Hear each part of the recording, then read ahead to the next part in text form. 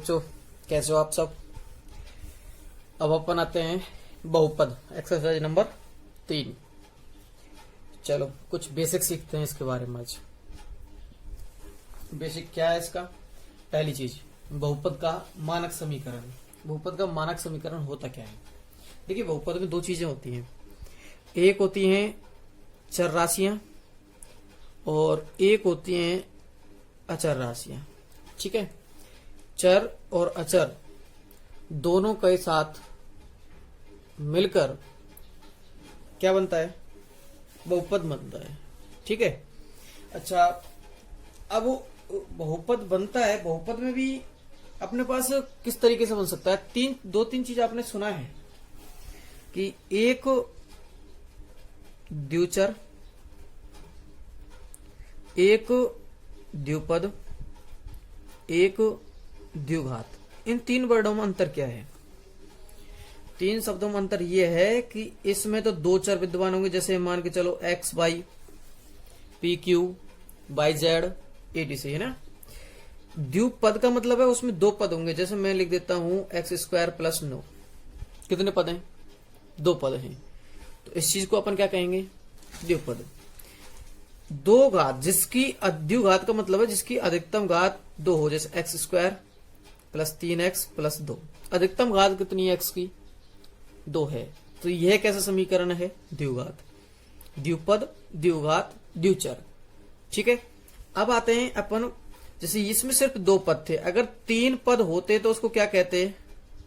त्रिपद। ऐसे ही जिसमें पद ज्यादा पद होते हैं, 2 से ज्यादा पद होते हैं, उनको क्या कह लेते हैं अपन? बहुपद कह लेते हैं।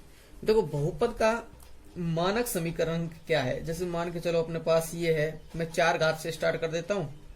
तो ऐसे मान लीजिए, एक एक घात घटाते हुए इस तरीके से, ये आपका क्या होगा? मानक समीकरण। इस तरीके से क्या होता है? मानक समीकरण होता है बहुपद का। अच्छा, अगर अपन जनरली मानक समीकरण को लेते हैं अपन, जिसके आधार पर आपके सिलेबस में दिया हुआ है, वो है द्विघात समीकरण। अगर द्विघात समीकरण का मतलब है कि अपने पास जैसे उच्चतम घात क्या है, जब तक द्विघात समीकरण को अपन करना है, तो उसके लिए अगर अपन लेते हैं तो उसके लिए आएगा ax square plus bx plus c। द्विघात का मतलब अधिकतम घात क्या होगी? 2। तो आपने लिख लिया ये मान के चलो, इसका क्या हुआ? अपने पास उच्चतम घात क्या है? 2 है। तो इसलिए द्विघात के लिए क्या हो जाएगा मानक समीकरण? ax square plus bx plus c। अगर बात करते हैं अपन त्रिघात की, त्रिघात के लिए बात करेंगे तो अपन लिख देंगे ax cube plus bx square plus cx plus d। ये क्या हो जाएगा? मानक समीकरण हो जाएगा। अब बात आते हैं कि अगर अपने पास कोई द्विघात समीकरण दिया हुआ है तो उसके शून्य क्या होते हैं। ठीक है, और शून्य निकाले कैसे जाते हैं? सबसे पहली बात, चलो टॉपिक है बहुपद के शून्य। आपके में अगला टॉपिक है, बुक में दिया हुआ है, तो अपन शून्य की बात कर रहे हैं कि मान के चलो अपने पास समीकरण x का ही है। मैं लिख देता हूं इसको, मान के चलो मैंने fx का, ये क्या था? fx। अगर मैं लिख देता हूं कि भाई fx में x का, ये शून्य की परिभाषा भी लिखोगे आप, है ना। fx में x का वह मान जिसके लिए fx बराबर 0 प्राप्त होता है, क्या कहलाता है? शून्यक कहलाता है। अच्छा, अब अपन बात करते हैं कि चलो ये शून्यक हुआ, परिभाषा अपन ने सीखी कि fx में x का वह मान जिसके लिए fx बराबर 0 प्राप्त होता है, शून्यक कहलाता है। अगर अपन ने कहा कि ये fx का मतलब है ये x का फलन है, फंक्शन ऑफ x fx कहलाता है। ठीक है भाई ये। अच्छा, उसके बाद अपन कहेंगे कि वह मान प्राप्त कैसे करते हैं, या वह मान कैसे प्राप्त होगा, उसके बारे में एक चीज की मैं आपको जानकारी दे देता हूं। तो देखिए, मान के चलो अपने पास है एक्स स्क्वायर माइनस 1, ये अपना कोई एफ एक्स है, चाहे दो ही घात का है, लेकिन है तो एफ एक्स का फंक्शन है। ठीक है, तो अपन ने लिखा कि भाई मैं अगर x की जगह पर 1 रख देता हूं, ठीक है, तो मैंने x की जगह पर 1 रखा तो क्या हुआ कि अपने पास क्या प्राप्त होते हैं, 1 माइनस 1, क्या प्राप्त हुआ, 0। इसका मतलब f का मान क्या हो गया, 0। तो x का वह मान जिसके लिए f क्या हो जाए, 0, क्या कहलाता है, शून्यक। तो इसका एक क्या होगा, शून्यक होगा। ठीक है, तो आपको मेरे हिसाब से शून्यक के बारे में समझ में आ ही गया होगा।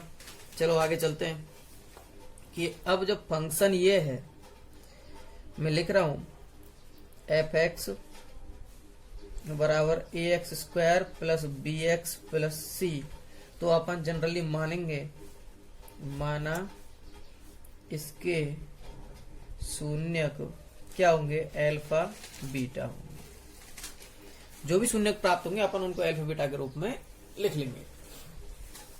तो इससे अपन आगे सीखने वाले हैं। अब आते हैं द्विघात बहुपद के शून्यकों और गुणांकों में संबंध। देखिए, द्विघात बहुपद होता क्या है, मैं दोबारा लिख रहा हूं, एक द्विघाती बहुपद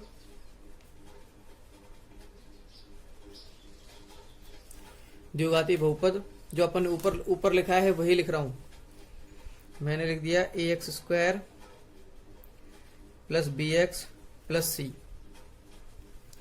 अच्छा, उसके बाद अपने पास शून्यक, माना शून्यक क्या है, एक अल्फा और दूसरा बीटा। अच्छा, अब अगर मैं देखो इसको गुणनखंड के रूप में प्रेजेंट करता हूं तो अपन लिखेंगे, फिर गुणनखंड होंगे x माइनस एल्फा और x माइनस बीटा। ठीक है, अच्छा मान के चलो इसके बराबर लिखने के लिए अब अपन इसको क्या लिखेंगे कि भाई a x square plus b x plus c बराबर के एक्स माइनस एल्फा और एक्स माइनस बीटा।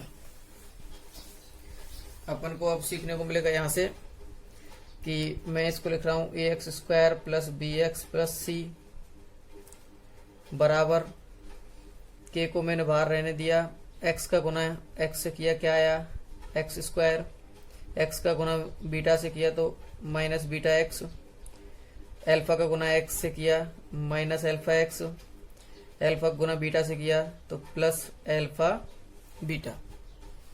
ठीक है, अच्छा उसके बाद अब अपन आगे चलते हैं। मैंने इधर देखा a x square plus b x plus c, अब मैं लिख देता हूं इनको के एक्स स्क्वायर। अच्छा, इन दोनों में से माइनस कॉमन है और एक्स कॉमन है, तो मैंने माइनस को बाहर निकाला, के तो अपना गुना होगा इधर से, भाई के का गुना दोनों में होने वाला है, एक्स भी आने वाला है, क्या बचेगा एल्फा प्लस बीटा। अच्छा, इधर एल्फा बीटा है, के भी है अपना प्लस में, तो अपन लिखेंगे के एल्फा बीटा। ठीक है, अच्छा अब अपन को करना क्या है, जैसे ये है, मैं लिख देता हूं कि अगर अपन एक्स स्क्वायर की तुलना इससे करते हैं तो ए बराबर क्या आएगा अपना, के आएगा। क्या प्राप्त होता है, देखिए इसकी तुलना इससे करेंगे, इसकी तुलना इससे करेंगे और इसकी तुलना इससे करने वाले हैं, तो अपना क्या प्राप्त होता है, देखिए अब तुलना करने पर, तुलना करने पर चलो तुलना करते हैं भाई, एक्स स्क्वायर के गुणांकों की तुलना करेंगे, एक्स स्क्वायर के गुणांकों की तुलना। ठीक है भाई, एक्स स्क्वायर गुणांकों की तुलना करेंगे तो अपने पास आएंगे भाई, इधर तो एक्स स्क्वायर गुणांक क्या है ए, और इधर क्या है के। एक चीज प्राप्त हुई कि ए किसके बराबर है, के बराबर है। दूसरी चीज, अब अपन करेंगे एक्स के गुणांकों की तुलना, जिनके साथ एक्स का गुना हुआ है उनकी तुलना करते हैं।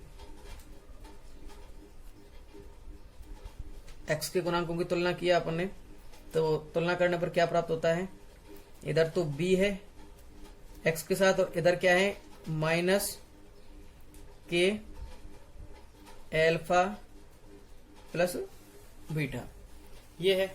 लेकिन अपन को पता है k का मान क्या आया हुआ है अपना a, तो मैं लिख सकता हूं क्या b बराबर minus a alpha plus beta. अगर मैं इसको इधर ले जाऊं तो ये माइनस भी इधर जाएगा तो माइनस रहेगा, लेकिन जो a है ये इधर जाएगा तो बटे में चले जाएगा, -1 इसलिए माइनस रहेगा इधर, क्योंकि मैंने मान चलो माइनस का गुना इधर किया और माइनस का गुना इधर किया, दोनों तरफ माइनस का अपन -1 का गुना करते हैं तो ये प्लस है ये माइनस का हो जाएगा, लेकिन ये -1 किसका हो जाएगा प्लस का हो जाएगा। ठीक है, तो एल्फा प्लस बीटा। अच्छा एक चीज अपन को ये याद रखनी है, ये काम आने वाली है बहुत ज्यादा, इसे कहेंगे अपन शून्यकों का योग। भाई एल्फा और बीटा दोनों जुड़ रहे हैं तो शून्यकों का योग अपन इसको कहेंगे। अच्छा दूसरी चीज आते हैं, अब अपन करते हैं तुलना किसकी, x की हो गई और x स्क्वायर की होगी। अब अपन के पास बच रही है अचर गुणांकों की। अच्छा अचर गुणांकों की तुलना करते हैं तो c बराबर क्या आएगा k एल्फा बीटा। तो k का मान अपन को पता है क्या है a है, तो अपन लिखे a एल्फा बीटा। मैं a को उधर ले आया तो c बटे a एल्फा इंटू बीटा। ये कहलाएगा शून्यकों का गुणन। क्या कहलाएगा, शून्यकों का गुणन। ठीक है, ये दोनों चीज अपन को याद रखनी है। ये सिर्फ समझाया था, इस चीज के बारे में आपको पता चल गया द्विघात क्या होता है, बहुपद के शून्य क्या होते हैं, उसकी परिभाषा क्या होती है। ठीक है, और उनको मानेंगे क्या, और शून्यकों का योग क्या होता है और शून्यकों का गुणन क्या होता है। ठीक है, इस चीज के बारे में आपको ये चीज याद रखनी है। ज्यादा एक्सप्लेनेशन और अगर आपको नहीं होती है एक्सप्लेन तो कोई बात नहीं, लेकिन जो भी चीज आपको डराइव करके बताइए उस चीज को जरूर याद करना है। ठीक है, धन्यवाद।